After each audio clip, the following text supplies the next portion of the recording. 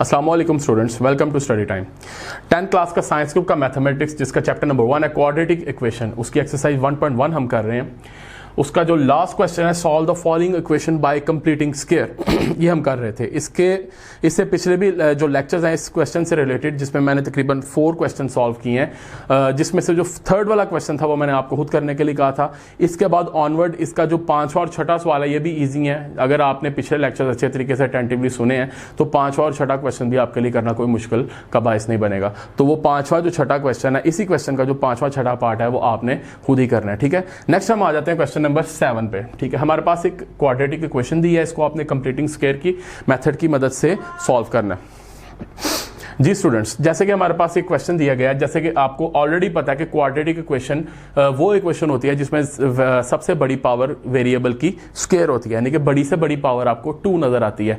तो उसमें quadratic equation को लिखने की एक स्पेसिफिक अरेंजमेंट होती है, जिसमें सबसे पहले हमारे पास एक्स स्क्वायर की टर्म आती है, फिर हमारे पास एक्स आती है, फिर उसके बाद and the end constant term आती है जिसके साथ एक्स नहीं लिखा होता। अब इस क्वेश्चन को अगर हम देखें तो हमारे पास एक्स स्क्वायर की एक टर्म है, एक कांस्टेंट टर्म है और इक्वल के उस तरफ हमारे पास एक्स की टर्म दी गई है। इन क्वेश्चन को शुरू करने से पहले आप क्या करेंगे कि इस पूरे क्वेश्चन को जो क्वाड्रेटिक इक्वेशन दी गई है इसको प्रॉपरली अरेंज कर लेंगे। अरेंज कैसे करेंगे?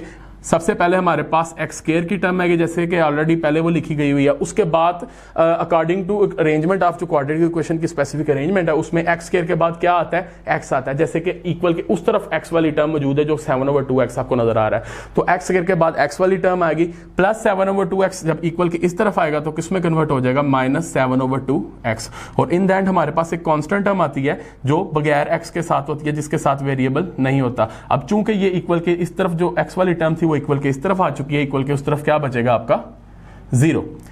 ये इसकी प्रॉपर आपने अरेंज कर लिया वैल्यू को। अब आगे से वही स्टेप्स जो कि ऑलरेडी मैंने आपको प्रीवियस लेक्चर्स में बड़ा ब्रीफली उनको एक्सप्लेन किया हुआ है, जिसमें स्पेसिफिक स्टेप्स हैं जो कि आपको फॉलो करने पड़ते हैं क्वाड्रेटिक इक्वेशन को कंप्लीटिंग स्क्वायर के मेथड के तहत सॉल्व करने के लिए, ठीक है। उसका जो वेरी फर्स्ट स्टेप होता है, जो मैं एक दफा फिर रिपीट करने लगा हूं, कि उसमें आप एक्स स्क्वायर का जो कोएफिशिएंट होता है, जैसे कि आपको एक्स स्क्वायर नजर आ रहा है, इसके लेफ्ट पे जो भी कोएफिशिएंट है वो +1 होना चाहिए, यानी कि विदाउट कोएफिशिएंट वैल्यू होनी चाहिए। लेकिन शर्त ये है विदाउट कोएफिशिएंट, अगर कोई भी वेरिएबल होता है बेसिकली उसके लेफ्ट पे कोई कोएफिशिएंट ना हो तो 1 होता है। लेकिन इसमें कोएफिशिएंट मौजूद नहीं है लेकिन माइनस दे दिया, इट मींस के +1 कोएफिशिएंट होना चाहिए। जब आपके पास कोएफिशिएंट माइनस में होगा तो उसको भी आप प्लस में कन्वर्ट करोगे, ठीक है। रिक्वायरमेंट तो पूरी हो रही है, कोएफिशिएंट एज इट इज, जैसे कि आप चाहते हो कि कोएफिशिएंट मौजूद ना हो, मौजूद नहीं है, लेकिन कोएफिशिएंट जो मौजूद नहीं है वो बेसिकली माइनस का है। आपने वही स्टेप को फॉलो करते हुए आपने जो भी एक्स स्क्वायर का कोएफिशिएंट +1 से हटके होगा उसको +1 में कन्वर्ट करना है। अब जैसे कि हमारे पास इधर माइनस आ रहा है, इस माइनस को आपने खत्म करना है। तो जब भी आप किसी भी टर्म की साइन को चेंज करना चाहते हो, जैसे कि माइनस को अगर आप प्लस में कन्वर्ट करना चाहते हो तो जाहिर सी बात है इसकी साइन को आप चेंज करोगे, तो उस पूरी की पूरी इक्वेशन में हम क्या करते हैं? माइनस को क्या करते हैं? कॉमन ले लेते हैं, ठीक है। तो आप एक्स स्क्वायर के कोएफिशिएंट जो कि -1 है, इसको प्लस में करने के लिए पूरी की पूरी जो इक्वेशन दी गई है इसमें से माइनस को आप क्या करोगे? कॉमन ले लोगे। माइनस जब कॉमन आएगा तो माइनस कॉमन होने से क्या होता है कि अंदर इक्वेशंस की जितनी भी टर्म्स दी गई हैं उन सब की साइंस को क्या कर दिया जाता है? चेंज कर दिया जाता है। जैसे जो -x² था वो किस में कन्वर्ट हो गया? +x² में। इसी तरह -7/2x किस में कन्वर्ट हो गया? +7/2x में। इसी तरह जो +15/2 कांस्टेंट टर्म थी जो प्लस में थी वो किस में कन्वर्ट होगी? -15/2 इक्वल टू हमारा क्या आ गया? 0। अब ये माइनस इधर मल्टीप्लाई हो रहा है, चूंकि जो कॉमन टर्म बाहर आप निकालते हो वो बेसिकली जो ब्रैकेट के अंदर टर्म्स बचती हैं उससे मल्टीप्लाई हो रहा होता है। अब माइनस इधर मल्टीप्लाई हो रहा है, इधर आके 0 से जब डिवाइड होगा तो वो एग्जेम्प्ट खत्म हो जाएगा, एलिमिनेट हो जाएगा। तो आप नेक्स्ट इक्वेशन विदाउट माइनस लिखें तो हमारे पास जो फाइनली इक्वेशन बनेगी वो बनेगी x² + 7/2x - 15/2 = 0। क्वाड्रेटिक इक्वेशन को कंप्लीटिंग स्क्वायर के मेथड से सॉल्व करने का जो वेरी फर्स्ट मेथड था उसमें आपने क्या करना था कि एक्स स्क्वायर का कोएफिशिएंट +1 लेके आना था। जैसे कि एक्स स्क्वायर का कोएफिशिएंट अभी कुछ भी नहीं है तो इट मींस कि वो कौन सा कोएफिशिएंट होगा? +1। पहली रिक्वायरमेंट आपने पूरी कर ली। अब उसके बाद सेकंड रिक्वायरमेंट मैंने आपको बताई थी कि उसमें हम क्या करते हैं कि जो कांस्टेंट टर्म होती है उसको इक्वल के उस तरफ ले जाते हैं। अब हमारे पास इस पूरी इक्वेशन में कांस्टेंट टर्म आपको क्या नजर आ रही है? -15/2। कांस्टेंट टर्म वो होती है जिसके साथ कोई वेरिएबल नहीं है, जिसके साथ x नहीं लिखा हुआ, सिंपल अल्फाज में अगर बोला जाए तो इस पूरी इक्वेशन में x किसके साथ नहीं लिखा हुआ, -15/2 के। ठीक है, सेकंड स्टेप में हम क्या करते हैं, जो कांस्टेंट टर्म होती है उसको इक्वल के उस तरफ ले जाते हैं। अब हमारे पास ये कांस्टेंट टर्म है, इसको अगर हम इक्वल के उस तरफ लेके जाएंगे तो हमारे पास जो फाइनली इक्वेशन बनेगी वो x² + 7/2x -15/2 जब इक्वल के उस तरफ जाएगा तो किस में कन्वर्ट हो जाएगा, +15/2। ये पूरी इक्वेशन मैं एक दफा इधर दोबारा से राइट डाउन कर लेता हूं ताकि आपको समझाने में आसानी हो। x² + 7/2x = 15/2। जी स्टूडेंट्स, अब हमने इसके बाद जो नेक्स्ट स्टेप करना है, यही इस स्टेप, ये जो स्टेप है, यही जो स्टेप इस पूरे क्वेश्चन में कह सकते हैं कि थोड़ा सा डिफिकल्ट है। ठीक है, इसी को समझने में थोड़ा सा प्रॉब्लम होता है स्टूडेंट का, जो कि इससे प्रीवियस लेक्चर्स अगर आप उसको देखें, अगर आपने वो ब्रीफली अच्छे तरीके से उनको अटेंटिवली सुना हुआ है तो ये स्टेप आपके लिए कोई प्रॉब्लम का बायस नहीं बनेगा। लेकिन अगर स्टूडेंट्स डायरेक्टली इसी वीडियो पे आ गए हैं तो उनके लिए मैं फिर से एक दफा रिपीट कर देता हूं, आपने बेसिकली इस पूरी इक्वेशन में स्क्वायर को मुकम्मल करना है। अब मैं फिर एक दफा से दो स्क्वायर के जो फार्मूले हैं उनको एक दफा राइट डाउन कर देता हूं। जैसे कि हमारे पास पहला फार्मूला होल स्क्वायर का, a + b होल स्क्वायर किसके इक्वल होता है, a² + 2ab + b²। इसी तरह a - b का अगर होल स्क्वायर लेंगे तो वो किसके इक्वल होगा, a² - 2ab + b²। ठीक है, अब हमारे पास इक्वल के इस तरफ अगर देखें, फर्स्ट टर्म का स्क्वायर है a²। इसी तरह जो ये +7/2x है, ये बेसिकली किसको जाहिर कर रहा है, 2ab को जाहिर कर रहा है। 2a वाली यानी फर्स्ट टर्म और b लास्ट टर्म जो कि मिसिंग है, उसको पुट करोगे तो स्क्वायर मुकम्मल होगा, वो भी मौजूद नहीं है, उसको मल्टीप्लाई करके ये आपके पास वैल्यू हासिल हुई है। लेकिन हमारे पास b² की जगह पे कोई वैल्यू मौजूद नहीं है, जो कि थर्ड टर्म जब पुट करोगे तो स्क्वायर आपका क्या हो जाएगा, मुकम्मल हो जाएगा। अब इसको कैसे मुकम्मल करना है, वो आपका तरीकाकार जो कि बड़ा अच्छे तरीके से समझाया मैंने आपको, कि आपने बेसिकली a² + 2ab + b² लेके आना है ताकि स्क्वायर का मुकम्मल हो। अब प्लस b² कैसे आना है, उसका सिंपल फार्मूला है कि x का जो भी कोएफिशिएंट होगा, जैसे आपको भी x का कोएफिशिएंट क्या नजर आ रहा है, 7/2। x के लेफ्ट पे जो भी फ्रैक्शन या रियल नंबर दिया होगा, जैसे कि अभी 7/2 नजर आ रहा है, उसको आपने मल्टीप्लाई करना है किसके साथ, 1/2 के साथ। x का जो भी कोएफिशिएंट होगा उसको 1/2 से मल्टीप्लाई करना है। अब इनको आपस में मल्टीप्लीकेशन करेंगे, कटिंग होती होगी तो कटिंग कर देंगे, अगर कटिंग नहीं होती होगी तो ऊपर वाली टर्म ऊपर वाली से मल्टीप्लाई होगी। जैसे 7 1 7/2 2 क्या आ गया, 4। ये वैल्यू आके इसका आपने क्या ले लेना, स्क्वायर।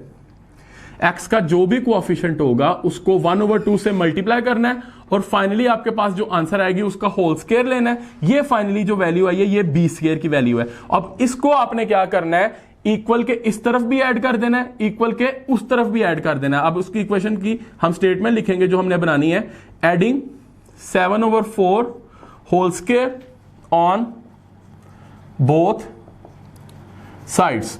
अब हमारे पास एक साइड ये दी गई है, इसको लिख लेते हैं x² + 7/2x प्लस, अब ये ऐड कर देंगे इसके साथ 7/4 का होल स्क्वायर, इक्वल के उस तरफ भी ऐड कर देंगे, उसको 15/2 ऑलरेडी मौजूद है, प्लस 7/4 का होल स्क्वायर भी इक्वल के उस तरफ भी आपका क्या हो जाएगा, ऐड हो जाएगा। अब अगर देखें तो हमारे पास इक्वल के लेफ्ट पे जो इक्वेशन बन रही है इसका स्क्वायर मुकम्मल हो गया।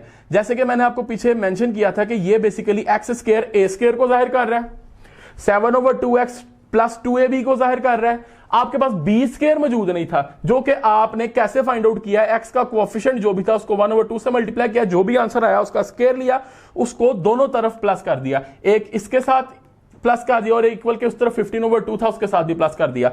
अब जब लेफ्ट वाली टर्म के साथ आपने प्लस किया, जिसमें पहली वैल्यू a² को जाहिर कर रही थी, प्लस दूसरी वैल्यू 2ab को जाहिर कर रही थी, प्लस तीसरी वैल्यू जो है वो किसको जाहिर करेगी, b² को। अब आपको एक बकायदा होल स्क्वायर का फार्मूला ओपन फॉर्म में मिल गया है। जब आपका होल स्क्वायर का फार्मूला आपको ओपन फॉर्म में मिलेगा, आप उसको क्लोज कर दोगे। कैसे करोगे, a² + 2ab + b² किसका होल स्क्वायर है, बेसिकली a + b का होल स्क्वायर है, a²।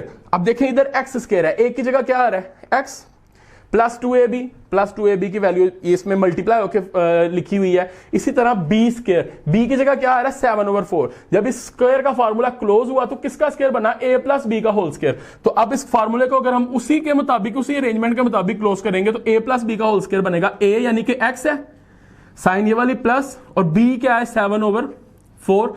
इसका फार्मूला क्लोज होगा तो x + 7/4 का क्या हो जाएगा, होल स्क्वायर। इक्वल के उस तरफ क्या है 15/2 और इसी तरह प्लस इन दोनों का स्क्वायर ले लेंगे। 7 का स्क्वायर क्या आ जाएगा 49, क्योंकि 7 7 49 होता है, और 4 का भी स्क्वायर है क्योंकि होल स्क्वायर है, 7 का भी 4 का भी, 4 का स्क्वायर लेंगे तो 4 4 क्या आता है 16।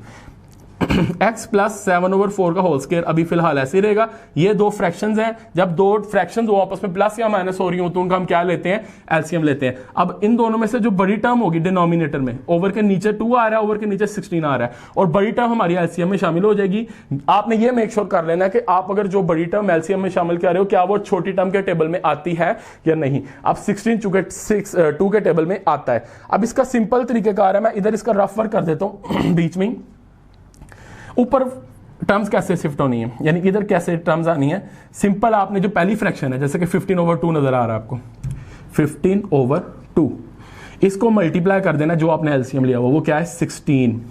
अब इसकी कटिंग करेंगे, 2 8 16, ये जो 15 है इसको 8 से क्या कर देंगे मल्टीप्लाई। 15 8 क्या होता है 120।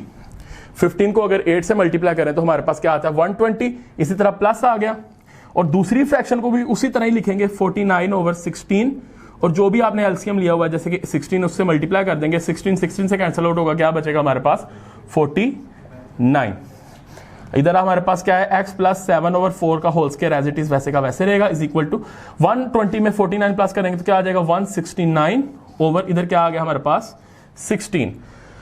अब फाइनली अब देखें कि हमने हर क्वेश्चन का जब लास्ट आपने इसका आंसर निकालना है, इसमें बेसिकली आंसर उसी वेरिएबल का निकलना है जो वेरिएबल इस क्वाड्रेटिक इक्वेशन में इस्तेमाल हो रहा है। अब बेसिकली इस क्वाड्रेटिक इक्वेशन में वेरिएबल x इस्तेमाल हो रहा है अगर देखा जाए तो आपने बेसिकली इसमें x की वैल्यू फाइंड करनी है। अब x ये जो फाइनली आपके पास इक्वेशन बची है इसमें x वेरिएबल इधर यूज हो रहा है। अब इसका होल स्क्वायर दिया गया है, जब तक होल स्क्वायर कैंसिल नहीं होगा तब तक आप x की वैल्यू फाइंड नहीं कर सकते। अब इस होल स्क्वायर को कैंसिल आउट करने के लिए आपको पता है कि स्क्वायर किससे करता है स्क्वायर रूट से, तो इस स्क्वायर को कैंसिल करने के लिए आप दोनों तरफ क्या ले लोगे स्क्वायर रूट। इधर कर लेते हैं x प्लस 7/4 का होल स्क्वायर इक्वल के उस तरफ 169/16, taking square root on both sides. ये आ जाएगा x प्लस 7/4 का होल स्क्वायर, इसका क्या आ गया स्क्वायर रूट, इक्वल के उस तरफ भी 169/16 का भी क्या आ गया आपके पास स्क्वायर रूट। ये स्क्वायर रूट से कैंसिल आउट हो गया, इधर आ गया x प्लस 7/4 वैसे का वैसे आ गया, इक्वल के उस तरफ। अब 169 का अगर आप स्क्वायर रूट लें तो 13 आता है।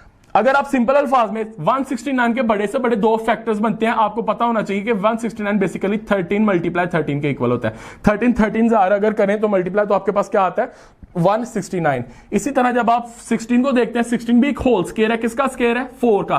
4 मल्टीप्लाई 4 अगर आप करें मल्टीप्लाई तो आपके पास 16 आता है, इसका क्या आ गया under root x plus 7/4 is equal to 13 169 होता है, 13 दो दफा मल्टीप्लाई हो रहा है, 13 का हम क्या ले लेंगे स्क्वायर, और इसी तरह नीचे 4 दो दफा है मल्टीप्लाई हो रहा है, 4 का भी क्या ले लेंगे स्क्वायर। 169 बेसिकली 13 का स्क्वायर है और जो 16 है वो बेसिकली 4 का स्क्वायर है। स्क्वायर आपने क्यों लिया इन दोनों वैल्यूज का, आप स्क्वायर रूट से क्या कर दोगे कैंसल आउट कर दोगे। आपने बेसिकली स्क्वायर रूट को कैंसल आउट करना था तो स्क्वायर रूट कैंसल आउट होता है स्क्वायर से, तो आपके पास जो इक्वल की उस तरफ फ्रैक्शन थी वो बेसिकली दोनों का स्क्वायर रूट सॉल्व हो सकता था। ठीक है, अब इसमें आपके पास फाइनली जो वैल्यू बची है वो है x plus 7/4 is equal to, जब भी आप स्क्वायर रूट सॉल्व करते हो आंसर आपके पास फाइनली जो आता है उसके साथ दो साइंस लिखते हो, क्योंकि मैं आपको बार बार ये चीज मेंशन की हुई है square root means 2 roots, 2 roots, एक प्लस का और एक माइनस का। तो हमारे पास 13/4 बचा क्योंकि इनके ऊपर जो स्क्वायर रूट था वो स्क्वायर रूट से कैंसिल आउट हो गया,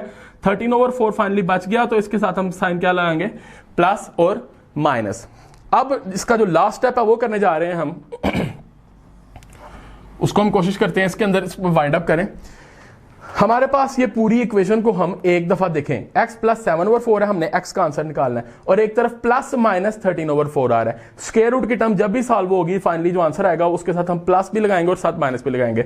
अब पूरी इक्वेशन को हम एक दफा प्लस 13/4 से सॉल्व करेंगे और एक दफा माइनस 13/4 से सॉल्व करेंगे। इससे हमारे पास 2x के आंसर आ जाएंगे। कैसे, जैसे कि हमारे पास x प्लस 7/4 है, इक्वल के लेफ्ट पे भी वैसे का वैसे रहेगा, इक्वल के उस तरफ एक दफा हम प्लस 13/4 लिख देंगे, इससे एक आंसर आएगा हमारे पास, और सेकेंडली हम इसको अगर देखें x प्लस 7/4 वैसे का वैसे रहेगा लेफ्ट पे, और इक्वल के उस तरफ एक दफा हम -13/4 पुट करेंगे, क्योंकि 13/4 दो साइंस के साथ था, क्योंकि इसका स्क्वायर रूट सॉल्व हुआ था plus minus.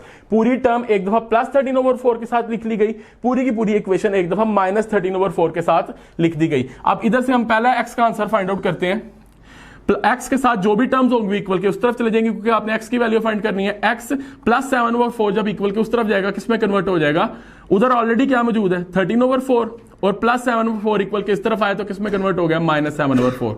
x is equal to, जब एक जैसे डिनोमिनेटर हो, जब दो फ्रैक्शंस हो तो उनका आप एलसीएम लेते हैं। एक जैसे डिनोमिनेटर हो, जैसे दोनों तरफ 4 आ रहा है तो वही आपका क्या आ जाएगा एलसीएम, 4 एलसीएम आ जाए। जब दो एक जैसे डिनोमिनेटर हो वही आप एलसीएम लेते हो, तो फिर क्या होता है कि ऊपर वाली जो टर्म्स होती हैं वैसी की वैसे नीचे आ जाती हैं, 13 - 7 वैसे नीचे आ जाएगा। x इज इक्वल टू 13 में से 7 माइनस करेंगे तो आपके पास क्या आ जाएगा 6/4। ये फाइनली वैल्यू आई, इसकी कटिंग करेंगे 2 के टेबल में दोनों आती हैं, 2 3 * 6, 2 2 * 4। फाइनली आपके पास आंसर क्या आया 3/2, एक आंसर आ गया x का। इसी तरह अगर हम इसको सॉल्व करेंगे, x की टर्म के साथ जो भी टर्म्स होंगी वो इक्वल के इस तरफ चले जाएंगी, जैसे कि प्लस 7/4 है, प्लस 7/4 इक्वल के इस तरफ जाएगा तो किसमें कन्वर्ट हो जाएगा -7/4। x इधर ही रहेगा, उधर ऑलरेडी पहले से क्या मौजूद है -13/4, प्लस 7/4 इक्वल किस तरफ आया तो किसमें कन्वर्ट हो गया -7/4। x इज इक्वल टू 4 आपका क्या आ गया एलसीएम, जब एक जैसी टर्म्स हो तो वही एलसीएम होता है, जब एक जैसी टर्म्स हो वही एलसीएम लो तो ऊपर वाली टर्म्स वैसे की वैसे ही नीचे आ जाती है, -13 और -7 वैसे ही नीचे आ गया। x इज इक्वल टू -13, दो माइनस की है, जब दो माइनस की होती है तो साइन माइनस लगती है, लेकिन दोनों को आप क्या कर देते हो प्लस कर देते हो। 13 में 7 प्लस करेंगे तो क्या आ जाएगा 20, नीचे क्या आ रहा है 4 4 5 * 20। x का आंसर दूसरा क्या आ गया -5। अब इसको सोल्यूशन सेट की शक्ल में हम लिख देंगे, एक आंसर आपके पास आया 3/2 और दूसरा आंसर आपके पास आया -5। ये आपका क्वेश्चन सॉल्व हो गया, ये इसका आंसर आ गया। ये आपका क्वेश्चन नंबर 3 का पार्ट नंबर 7 था, ठीक है। और इससे अगला पार्ट नंबर 8 है, जो बिल्कुल इसी से मिलता जुलता है, जो आप लोगों ने खुद करके देखना है।